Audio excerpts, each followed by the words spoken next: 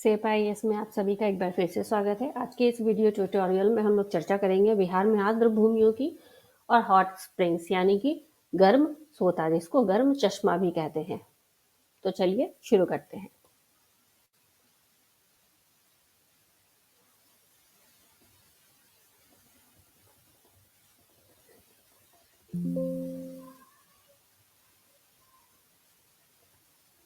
सबसे पहले जान लेते हैं कि आर्द्र भूमियां या वेटलैंड्स जो है वो क्या होता है।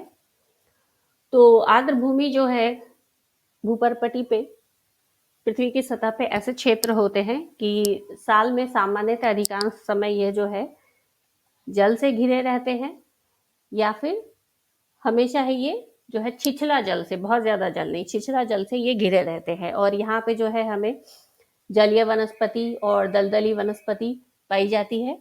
और सबसे प्रमुख बात यह है कि यहाँ का जो वातावरण होता है उसका जो एक नियंत्रक फैक्टर होता है वो होता है जल। सबसे ज्यादा अगर संपूर्ण वातावरण को कोई नियंत्रण करता है आर्द्र भूमियों में तो उसमें जल सबसे महत्वपूर्ण होता है। इसीलिए ऐसे क्षेत्र को जो है आर्द्र भूमि कहा जाता है।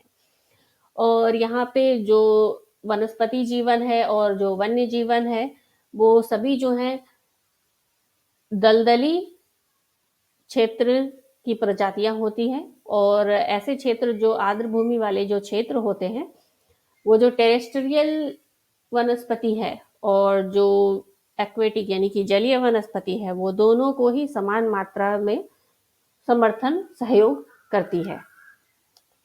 यानी कि जो आर्द्र भूमि वाला क्षेत्र होता है, वेटलैंड वाला एरिया होता है, यहाँ पे आपको जलीय जीवन भी देखने को मिलेगा, जलीय प्रजाति, चाहे वो वनस्पति की हो, वन्य जीवन की हो।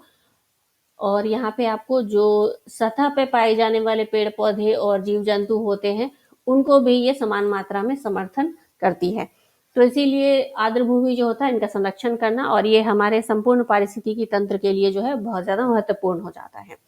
तो आर्द्र भूमियों के बारे में विशेष बात यह है कि यहाँ पे जो है नमकीन जल और मीठा जल, ठीक है, खारा जल और मीठा जल दोनों ही प्रकार के जो है वो पानी पाए जाते हैं। पानी की स्थिति हो सकती है, जैसे अगर हम लोग चिल्का झील देखें तो वहां पे खारा जल की अवस्थिति है, वो खारा जल वाला एक आर्द्र भूमि है। वहीं बिहार में अगर हम लोग कांवर झील की बात करें तो वो एक मीठा जल वाला आर्द्र भूमि है। तो आर्द्र भूमि ऐसे क्षेत्र होते हैं जो कि सामान्यतः जो टेरेस्ट्रियल इकोसिस्टम है और जो जलीय पारितंत्र है उनके बीच का ये एक संक्रमण क्षेत्र होता है। तो इसलिए भी इनका जो संरक्षण करना है बहुत ज्यादा महत्वपूर्ण हो जाता है। और जल आर्द्र भूमि जो है वो अंटार्कटिका को छोड़ के ये पृथ्वी पे जो है टुंड्रा से लेकर ट्रॉपिक्स तक जो है हर जगह पाए जाते हैं। यानी कि ये हमारी अगर पृथ्वी है तो ये वाला क्षेत्र छोड़ के, अंटार्कटिका का क्षेत्र छोड़ के, जो कि सतत रूप से हिमाच्छादित रहता है, संपूर्ण पृथ्वी पर ही जो है आर्द्र भूमियां पाई जाती हैं। अब विश्व आर्द्र भूमि दिवस जो है 2 फरवरी को मनाया जाता है। इस बार जो वर्ष 2024 में जो 2 फरवरी को विश्व आर्द्र भूमि दिवस मनाया गया है उसका थीम था वेटलैंड्स एंड ह्यूमन वेलबीइंग, यानी कि आर्द्र भूमि और मानव दोनों की जो है किस तरीके से हम अच्छाई कर सके, भलाई कर सके। और भारत में जो है इस बार का विश्व आर्द्र भूमि दिवस जो है वो इंदौर के, मध्य प्रदेश इंदौर के एक रामसर साइट है वहां के सिरपुर लेक में मनाया गया है। तो 2 फरवरी को हम लोग विश्व आर्द्र भूमि दिवस क्यों मनाते हैं? तो रामसर कन्वेंशन को इसी दिन 2 फरवरी के दिन ही यूनेस्को ने 1971 में, वर्ष 1971 में जो है इस पे हस्ताक्षर किया गया था। तो इसी हस्ताक्षर को सेलिब्रेट करने के लिए जो है 2 फरवरी को विश्व आर्द्र भूमि दिवस मनाया जाता है। और भारत जो है इस रामसर अभिसमय का एक हस्ताक्षरकर्ता और सदस्य है 1982 से। ये जो रामसर अभिसमय जो है ये लागू हुआ था 1975 पे, इस पे हस्ताक्षर तो हो गया था 1971 पे, लेकिन ये लागू हुआ है यानी कि ये प्रभाव में आया है 1975 में। अगर हम लोग भारत में देखें तो भारत में अभी 2024 की स्थिति है कि कुल मिलाकर जो है 80 रामसर साइट है, और जिसमें सबसे ज्यादा रामसर साइट जो है तमिलनाडु में कुल 16 रामसर साइट है। दूसरे नंबर पे उत्तर प्रदेश आता है जहाँ पे 10 रामसर साइट है। तो रामसर साइट होता क्या है? रामसर साइट जो ऐसे क्षेत्र होते हैं जो अंतर्राष्ट्रीय महत्व की आर्द्र भूमियां होती है, इनको रामसर साइट में जो है वो शामिल किया जाता है और इनका संरक्षण और प्रबंधन के लिए जो है इन पर विशेष ध्यान दिया जाता है। विश्व आर्द्र भूमि दिवस 2024 के अवसर पे भारत ने जो है अपने रामसर साइट की संख्या बढ़ाकर जो है 80 कर ली है और इसी दिन जो है 2 फरवरी 2024 के दिन जो है 5 आर्द्र भूमियों को 5 नई आर्द्र भूमियों को इस सूची में शामिल किया गया है, जिसमें से 3 कर्नाटक से हो गया, 3 हो गया हमारा कर्नाटक से और 2 हो गया तमिलनाडु से। तो इनका नाम जो है आपको याद रखना बहुत जरूरी है। तो कर्नाटक से जो 3 आर्द्र भूमि जिसको कि अभी 2024 2 फरवरी को ही रामसर साइट की नई सूची में शामिल किया गया है, वो हो गया हमारा अंक समुद्र पक्षी संरक्षण रिजर्व कर्नाटक में, अघनासिनी एस्चुरी ये भी कर्नाटक में, बग्दीकेरे संरक्षण रिजर्व ये भी कर्नाटक में। और तमिलनाडु से जो 2 रामसर साइट है वो हो गया हमारा कराईवेटी पक्षी अभ्यारण्य और लॉन्गवुड 16 रिजर्व 1। तो ये 5 जो साइट है इसको रामसर सूची में अभी 2 फरवरी 2024 को शामिल किया गया है, जिसके बाद हमारा कुल रामसर साइट की संख्या भारत में जो है वो 80 हो गई है। तो ये जो है बहुत इंपॉर्टेंट होता है क्योंकि पिछले 10 वर्षों में हमने काफी सारे रामसर साइट को जो है इसमें इस सूची में जोड़ा है। अभी अगर कुल मिलाकर हम देखें ये 5 जोड़ने के बाद हमारा जो रामसर साइट है उसके अंदर कुल जो संरक्षित क्षेत्र हो जाता है वो 1.33 मिलियन हेक्टेयर का हो जाता है, जिसमें हमने लगभग 5,523.87 हेक्टेयर की वृद्धि की है, जो कि पहले जो है इन 5 साइट्स की बात हो रही है, इन 5 साइट्स को जोड़ने के पहले जो हमारा क्षेत्र था वो 1.327 मिलियन हेक्टेयर का था। तो ये वाला डेटा आपको ध्यान रखना है, ये वाला जो डेटा है ये बहुत इंपॉर्टेंट हो जाता है। 1.33 मिलियन हेक्टेयर जो अभी जो है हमारा कुल संरक्षित आर्द्र भूमि क्षेत्र है, जो कि रामसर साइट के तहत जो है सूचीबद्ध है। इसके पहले जो है अगस्त 2022 की बात कर लेते हैं, जब हमने स्वतंत्रता का 75वां वर्ष मनाया था। तो भारत ने जो है उस समय रामसर साइटों की कुल संख्या को 75 तक ले जाने का जो है एक महत्वपूर्ण मील जो है वो हासिल किया था। इसके पहले जो है हम 10 वर्ष पहले की अगर बात करें तो हमारे पास मात्र 26 रामसर साइट थे, मात्र 26, और पिछले 10 वर्षों में ही हमने 26 से बढ़कर जो है 80 कर दिया है, यानी कि दुगने से भी ज्यादा, जिसमें से 38 रामसर साइट तो हमने सिर्फ 3 वर्षों में जोड़े हैं। ठीक है, जिसमें से बिहार का एकमात्र रामसर साइट का नाम जो है आप कमेंट सेक्शन में बताइए कि बिहार से एकमात्र रामसर साइट जो है वो क्या है और उसको कब जोड़ा गया है। तो रामसर साइट से जुड़ा हुआ ये एक योजना लाई गई है भारत सरकार के द्वारा, जो कि एक काफी महत्वपूर्ण योजना है, जिसका नाम है अमृत धरोहर पहल, या फिर इसको अमृत धरोहर क्षमता निर्माण योजना के नाम से भी जाना जाता है। अंग्रेजी में बोले तो अमृत धरोहर कैपेसिटी बिल्डिंग स्कीम। इसकी घोषणा जो है 2023-24 के बजट में की गई थी और पर्यटन मंत्रालय और पर्यावरण, वन और जलवायु परिवर्तन मंत्रालय जो है संयुक्त रूप से इस योजना का क्रियान्वयन करती है। इस योजना की जो शुरुआत है वो सुल्तानपुर राष्ट्रीय पार्क हरियाणा का एक रामसर स्थल है, वहां से जून 2023 में की गई थी इस योजना का शुभारंभ। इस योजना का उद्देश्य ये है कि देश भर में जितने भी रामसर स्थल हैं वहां पे विशिष्ट संरक्षण जो कार्यक्रम है उनको हम प्रोत्साहित करें और साथ ही साथ इनके संरक्षण के साथ साथ हम लोग जो है स्थानीय लोग जो है वहां पे उनकी आजीविका को हम लोग समर्थन करें और यहाँ पे जो पर्यटन की जो सुविधाएं दी जाए वो प्राकृतिक पर्यटन हो, यानी कि संधारणीय हो, जिससे जो है यहाँ पे हम संरक्षण एक्टिविटीज को भी प्रोत्साहित कर सके, साथ में लोग भी आके यहाँ पे घूम सके, जिससे हमारा रेवेन्यू जनरेशन भी होगा और स्थानीय लोगों के लिए रोजगार के अवसरों का सृजन भी होगा, स्थानीय लोगों को रोजगार भी मिलेगा, उनकी भी आय में जो है बढ़ोतरी होगी। तो इसीलिए इस मतलब काफी सारी चीजों को एक साथ करने की कोशिश की गई है अमृत धरोहर पहल के तहत। इसके तहत अभी वर्तमान में जो है 5 रामसर स्थलों को चिन्हित करके पायलट प्रोजेक्ट के रूप में वहां पे काम शुरू किया गया है अमृत धरोहर पहल में, और कुल मिला के इसमें जो है 16 यानी कि 16 जो है रामसर साइट है उनकी पहचान की गई है, जिसमें से अभी 5 पे इसको शुरू किया गया है पायलट प्रोजेक्ट के रूप में। तो जिन 5 रामसर साइट पे इसको शुरू किया गया है, जिसमें से सबसे पहला हो गया हमारा सुल्तानपुर राष्ट्रीय उद्यान जो कि हरियाणा में है। इस योजना अमृत धरोहर पहल योजना की शुरुआत ही जून 2023 में यहीं से ही की गई थी। दूसरे नंबर पे हो गया हमारा भीतरकनिका मैंग्रोव जो कि उड़ीसा में है, चिल्का झील जो कि उड़ीसा में है, सिरपुर मध्य प्रदेश जो कि इंदौर में है, जहाँ पे हमने विश्व आर्द्र भूमि दिवस 2024 जो है यहीं पे मनाया गया था भारत का। और यशवंत सागर ये भी मध्य प्रदेश में है। अब जो है बिहार की आर्द्र भूमियों की चर्चा कर लेते हैं। ये आपको कंप्लीटली फैक्ट बेस्ड है, तो इसको आपको जो है कई बार पढ़ना है, बार-बार आप वीडियो को देखिए, इसका नोट्स बना लीजिए, बार-बार इसको रिपीट करिए तो ये आपको याद हो जाएगा। यहाँ पे ऐसा कुछ समझने वाला है नहीं चीज़ें, जितना समझने वाला चीज़ें था वो आपको बता दी गई है। अब जो ये जो स्लाइड है ये आपको कंप्लीटली याद करना है, यहाँ पे कुछ समझने जैसा कुछ है नहीं।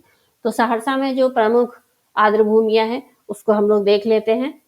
परबा मुरली चौर हो गया, बोरा चौर हो गया, रतनपुरा हो गया, भगवा चौर हो गया, मुरादपुर चौर हो गया, सिमरी बख्तियारपुर झील क्षेत्र हो गया, एक पीरा घर हो गया और कौदा लोहार हो गया। खगड़िया में हो गया हमारा मानसी चौर, कटिहार में हो गया हमारा घोगा चाप या गोगाबिल झील जिसको कहते हैं। बिहार का एकमात्र सामुदायिक रिजर्व क्षेत्र है ये। और कुल अगर बिहार में जितने भी संरक्षित क्षेत्र है उसकी अगर बात करें तो बिहार में ये 15वें नंबर पे आता है, लेकिन अगर सामुदायिक रिजर्व की बात करें तो ये एकमात्र और पहला रिजर्व क्षेत्र है। ये एक गोखुर झील है, गोगाबिल झील, जिसमें कि महानंदा नदी का पानी जो है विशेष रूप से इसमें आता है। भागलपुर में जो है हमारा बहुआ ताल जो कि कृत्रिम है, यानी कि मानव निर्मित आर्द्र भूमि है। ये दरभंगा की बात करें तो यहाँ पे रवारा या फिर कुशेश्वर स्थान जो है पक्षी अभ्यारण्य या फिर आर्द्र भूमि झील, ठीक है, इसकी अवस्थिति दरभंगा में पाई जाती है। और सारण में जो है हो गया हमारा हरिया चौर हो गया, वैशाली में हो गया हमारा रघुपुर, मुजफ्फरपुर में देख लेते हैं ताल बहिरा, भरथुआ चौर, भूसारा मन, ब्रह्मपुरा मन। पश्चिमी चंपारण में बात करें तो उदयपुर झील जिसका नाम सरैया मन भी है, एक और नाम उदयपुर झील और सरैया मन एक ही झील का नाम है। चैता चौर और मानसी चौर ये पश्चिमी चंपारण में हो गया। पूर्वी चंपारण मोतिहारी में जो है केसरिया चौर की अवस्थिति पाई जाती है। बेगूसराय में अभी बात कर ले तो कांवड़ झील हो गया और रोहतास सासाराम में हो गया कैमूर आर्द्र भूमि। तो ये सब हमने बिहार में जो भी महत्वपूर्ण आर्द्र भूमि है एग्जाम पॉइंट ऑफ व्यू से उसकी चर्चा हमने कर ली है। अब कांवड़ झील की बात कर लेते हैं जो कि बेगूसराय में अवस्थित है और बिहार से एकमात्र रामसर साइट है, जिसकी घोषणा पर्यावरण वन और जलवायु परिवर्तन मंत्रालय द्वारा वर्ष 2020 में की गई है। ठीक है, तो ये आपको जो है साल भी याद रखना है। बिहार से ये पहला भी है और एकमात्र है, अभी तक तो एकमात्र है। अभी 4 साल में बिहार से और किसी भी रामसर मतलब आर्द्र भूमि को रामसर साइट में शामिल नहीं किया गया है। तो ये जो है बूढ़ी गंडक नदी के विसर्ग से बनता है। विसर्ग मतलब नदियां जब इस तरह से बहुत ज्यादा मोड़ पे घूम करके चलती है तो इसको विसर्ग कहते हैं, बिल्कुल सांप के तरह, नागिन की तरह लहराते हुए, तो उसी को विसर्ग कहा जाता है। तो ये बूढ़ी गंडक नदी के विसर्ग से बनता है कांवड़ झील बेगूसराय में।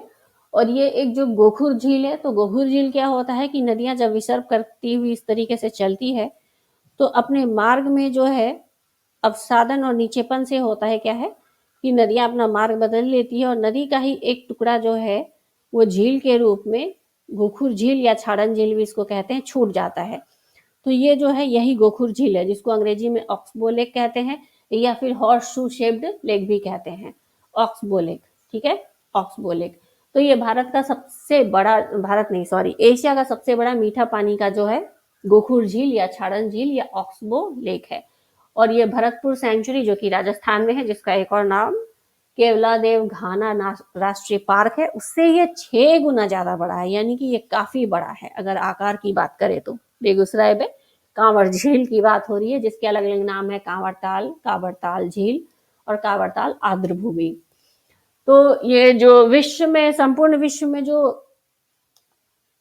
फ्लाईवेज होते हैं पक्षियों के, उसमें सेंट्रल एशियन फ्लाईवे जो है उसके मार्ग में ये पड़ता है, एक स्टॉप ओवर की तरह ये काम करता है कांवड़ झील, जहाँ पे प्रवासी पक्षी 58 प्रकार के प्रवासी पक्षी आते हैं आराम करने के लिए और खुद को रिफ्यूल करने के लिए।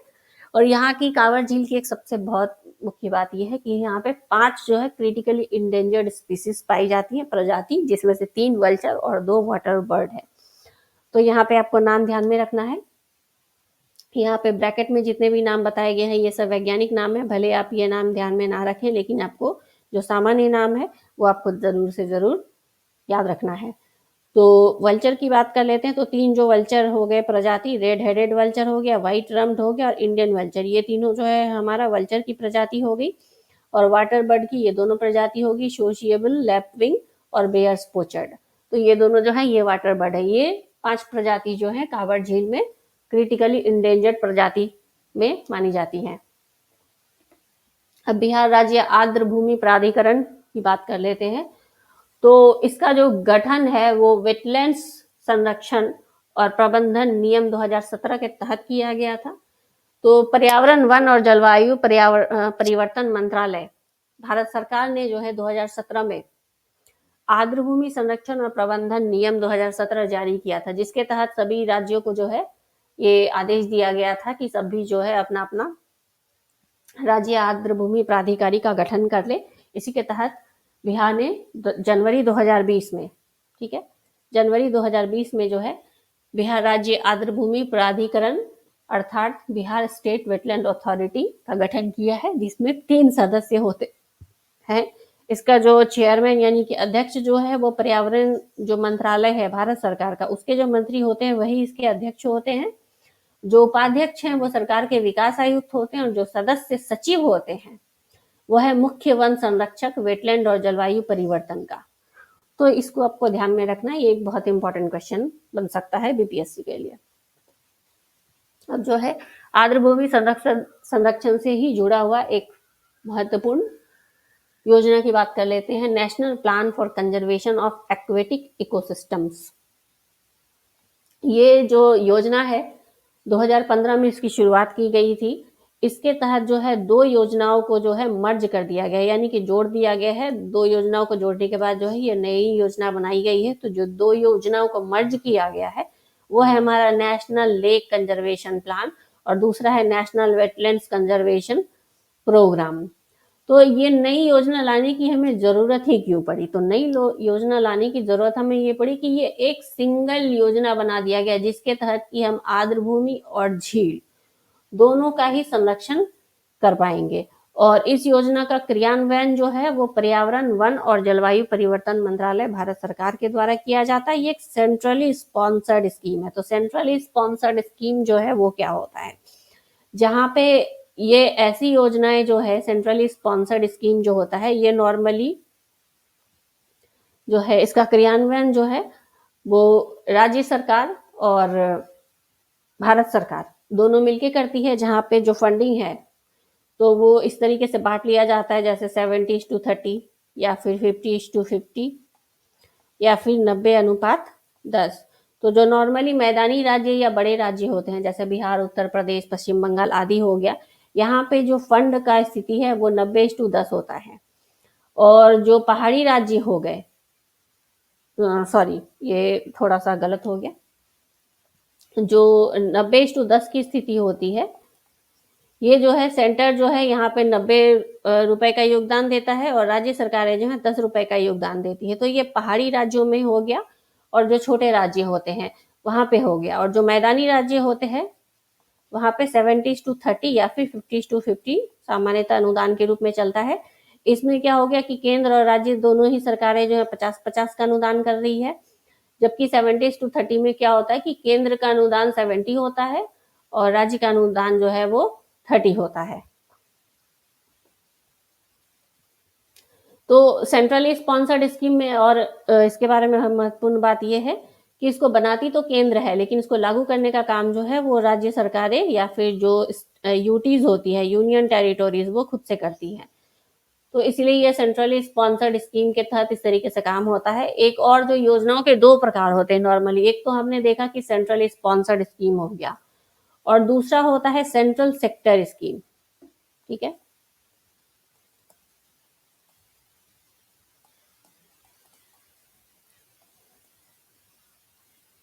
तो सेंट्रल सेक्टर स्कीम में क्या होता है, इसको बनाती भी केंद्र सरकार ही है और लागू भी केंद्र सरकार ही करती है। और यहाँ पे फंडिंग जो है कंप्लीटली केंद्र सरकार के द्वारा ही होता है और ये सामान्यतः संघ सूची के विषय पे बनाया जाता है। और जो सेंट्रली स्पॉन्सर्ड स्कीम है, ये सामान्यतः राज्य सूची के विषय पे बनाया जाता है, जैसे मनरेगा हो गया, ठीक है। और ये हो गया जैसे मुद्रा योजना हो गया, भारत नेट हो गया, आदि जो होता है ये सेंट्रल सेक्टर स्कीम है। और मनरेगा जैसी योजनाएं जो है वो सेंट्रली स्पॉन्सर्ड स्कीम है, जहाँ पे केंद्र और राज्य जो है दोनों का योगदान होता है, ठीक है। तो ये जो है नेशनल वेटलैंड कंजर्वेशन प्रोग्राम की बात कर लेते हैं। ये 1985 में लाया गया था। जो भी आर्द्र भूमियां हैं जिनको संरक्षण की उस समय दरकार थी, तो उसके लिए ये नेशनल वेटलैंड कंजर्वेशन प्रोग्राम 1985 में लाया गया था। और इसके तहत ये कहा गया था कि जो आर्द्र भूमियों का जो संरक्षण है वो राज्य सरकार और जो संघ प्रशासन सरकार होती हैं उनका होता है, क्योंकि भूमि संसाधन जो है वो राज्यों के तहत आता है, ये राज्य सूची का विषय है। अब मॉन्ट्रेक्स रिकॉर्ड, ये भी आर्द्र भूमियों से ही जुड़ा हुआ है। मॉन्ट्रेक्स रिकॉर्ड जो है ये 1990 में स्वीडन में इसकी स्थापना की गई थी। ये भी आर्द्र भूमियों का ही एक जो है सूची है, जैसे रामसर सूची की हमने चर्चा की थी, जो कि आर्द्र भूमियों की ही एक सूची है, तो मॉन्ट्रेक्स रिकॉर्ड भी जो है आर्द्र भूमियों की ही सूची है। लेकिन यहाँ पे ऐसी आर्द्र भूमियों को जो है क्या किया जाता है, शामिल किया जाता है, जहाँ पे मानवीय गतिविधियों की वजह से या फिर जो हमारा प्रौद्योगिकीय विकास है या फिर प्रदूषण है उसकी वजह से यहाँ पे काफी ज्यादा खतरा महसूस किया गया है, या फिर बहुत सारे परिवर्तन, यहाँ की पारिस्थितिकी में काफी सारे परिवर्तन हो चुके हैं या फिर हो रहे हैं वर्तमान समय में। तो ऐसी जो रामसर आर्द्र भूमियां हैं उनको जो है मॉन्ट्रेक्स रिकॉर्ड में शामिल किया जाता है। तो वर्तमान समय में भारत से जो है 2 आर्द्र भूमि जो है मॉन्ट्रेक्स रिकॉर्ड में शामिल है, जिसमें से एक हो गया हमारा केवलादेव घाना राष्ट्रीय पार्क, जिसका एक और नाम भरतपुर पार्क भी, भरतपुर सेंचुरी भी है, जो कि राजस्थान में स्थित है। और दूसरा हो गया मणिपुर का लोकटक झील। पहले इसमें चिल्का लेक भी शामिल था, लेकिन चिल्का लेक में अभी क्या है, काफी ज्यादा बहुत ज्यादा इसको संरक्षित कर लिया गया है, यानी कि जो खराब स्थिति इसको काफी ज्यादा ठीक कर लिया गया है। तो इस वजह से चिल्का झील को जो है मॉन्ट्रेक्स रिकॉर्ड से वर्ष 2002 में जो है निकाल लिया गया है, मतलब इस सूची से इसको हटा दिया गया है। अब भारत में कुछ इंपॉर्टेंट जो रामसर साइट्स हैं उसके बारे में देख लेते हैं। जैसे भारत का जो सबसे पहला रामसर साइट है वो चिल्का झील उड़ीसा में है, और दूसरे नंबर पे जो है Keoladeo national park Bharatpur sanctuary Rajasthan का हो गया। सबसे बड़ा जो रामसर साइट है वो सुंदरबन पश्चिम बंगाल में जिसकी स्थिति पाई जाती है। और जो सबसे छोटा रामसर साइट है भारत में वो वेम्बनूर है, जो कि तमिलनाडु में है। इसके बारे में सबसे छोटा रामसर साइट के बारे में अभी जो आपको कई जगह पे आंसर देखने को मिलेगा वो हिमाचल प्रदेश का रेणुका, ठीक है, रेणुका जो आर्द्र भूमि है वो मिलेगा, लेकिन वो वर्तमान स्थिति में वर्तमान समय में वो गलत है, क्योंकि वहां का जो क्षेत्रफल है वो 20 हेक्टेयर है। और इसका जो ये चूंकि अभी नया जुड़ा हुआ है रामसर सूची में भारत से, तो ये 2022 में जुड़ा हुआ था, ठीक है। तो इसका जो क्षेत्रफल है वेम्बनूर का ये 19.75 हेक्टेयर है। तो इस वजह से वर्तमान समय में जो सबसे छोटा रामसर साइट भारत में है वो वेम्बनूर हो गया तमिलनाडु से। अब बिहार में जो गर्म सोते या गर्म चश्मे होते हैं उनकी चर्चा कर लेते हैं। तो गर्म सोता, हॉट स्प्रिंग्स, आखिर होता क्या है? तो हॉट स्प्रिंग्स जो होते हैं पृथ्वी की सतह पे ऐसे क्षेत्र हैं जहां पे भूजल जो है अंदर से पृथ्वी की सतह पे जो है अंदर से गर्म जल जो है बाहर निकलता है। तो ये जो जल है वो गर्म कैसे होता है?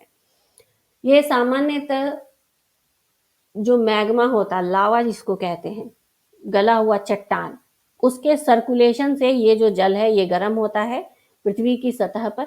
या फिर कई बार क्या होता है, भूपर्पटी में, ये जो भूपर्पटी है ये वाला, यहाँ पे दरार पाए जाते हैं और इन दरारों के निकट निकट जो है गर्म चट्टानों की स्थिति पाई जाती है। तो जल जो है इन दरारों में प्रवेश करते हुए जब इस तरीके से क्या होता है, भ्रमण करता है, तो उससे भी जो है जल गर्म हो जाता है और किसी वजह से ये जो है सतह पर प्रकट हो जाता है। तो ऐसे ही जल क्षेत्र को जो है हॉट स्प्रिंग्स का नाम दिया जाता है। तो बिहार में जो है मुख्य रूप से गया, राजगीर और मुंगेर क्षेत्र में इस तरीके के गर्म जल के सोते हमें देखने को मिलते हैं, जिनका तापमान जो है 30 से 70 डिग्री सेल्सियस के बीच में वेरी करता है। इन ऐसे गर्म जल के सोतों के बारे में एक खास बात यह है कि यहाँ पे घुलित अवस्था में जो काफी खनिज पदार्थ पाए जाते हैं। जैसे काफ़ी सारे गर्म जल के स्रोतों के बारे में आपने सुना होगा कि इसमें स्नान करने से जो है कई सारी बीमारियाँ ठीक हो जाती है, स्किन डिजीज़ वगैरह सही हो जाते हैं। फिर किसी को दर्द वगैरह होता है अगर बॉडी में किसी पार्ट में काफ़ी टाइम से अगर लंबे समय से हो रहा है, तो इस जल में नहाने से जो है उस तरीके के दर्द वगैरह से मुक्ति मिल जाती है। तो उसका वजह यही होता है कि ऐसे जल में जो है काफ़ी सारा जो है खनिज जो है वो घुला हुआ रहता है। तो ये जल आखिर गर्म होता कैसे है? तो जल गर्म ऐसे होता है कि पृथ्वी में हमने देखा है कि ये हो गया हमारा कोर, फिर ये मेंटल और ये हो गया हमारा क्रस्ट यानी कि भूपर्पटी। तो इस जो मेंटल वाले क्षेत्र में क्या होता है, बहुत सारे रेडियो सक्रिय पदार्थ होते हैं। इन रेडियो सक्रिय पदार्थ का जब क्षरण होता है, तो उससे जो है ऊर्जा और ऊष्मा रिलीज होती है। उसी ऊर्जा और ऊष्मा से जो है यहाँ पे गर्मी उत्पन्न होता है, जिससे ये सारे जो है जल वगैरह गर्म हो जाते हैं। बिहार में 3 क्षेत्र में जो महत्वपूर्ण गर्म जल के सोते हैं, गया में हो गया अग्निकुंड, राजगीर में हो गया ब्रह्मकुंड। अगर राजगीर में जितने भी हम लोग हॉट स्प्रिंग देखें तो उसमें सबसे गर्म यही है, ब्रह्मकुंड। इसके अलावा राजगीर में हो गया सप्तधारा, सूर्य कुंड, मखदूम कुंड और नानक कुंड। मुंगेर में हो गया हमारा लक्ष्मण कुंड। अगर मुंगेर में जितने भी गर्म जल के सोते हैं, सबसे ज्यादा गर्म जो है ये वो यही लक्ष्मण कुंड। इसके अलावा भीम बांध जो है ये बहुत इंपॉर्टेंट है। कई बार बीपीएससी ने इसको पूछा है कि भीम बांध की स्थिति कहाँ पे पाई जाती है, तो मुंगेर में पाई जाती है। तो इसको आप लोग 15-20 स्टार बना लीजिए और अपने दिमाग में छाप लीजिए कि भीम बांध जो है कहाँ पे पाया जाता है, मुंगेर में। इसके अलावा गौमुख कुंड हो गया, रामेश्वर कुंड, सीता कुंड, लक्ष्मीश्वर कुंड, भरारी, श्रृंगार ऋषि कुंड, पंचतर और जन्म कुंड। तो ये हो गया बिहार में हमारे गर्म जल के स्रोतों की स्थिति। इसमें फैक्ट्स ही फैक्ट्स, इसमें कुछ ऐसा समझने का कुछ है नहीं। समझने की जितनी भी चीजें थी आपको बता दी गई है। तो ये आपको फैक्ट्स है, ये आपको याद करना ही पड़ेगा। बार बार इसको रिपीट करिए तो ये दिमाग में बैठ जाएगा। तो इसी के साथ हमारा ये वीडियो समाप्त होता है। ऐसे ही महत्वपूर्ण जानकारियों के साथ, जानकारियों से के लिए हमारे साथ जुड़े रहें। Thank you so much.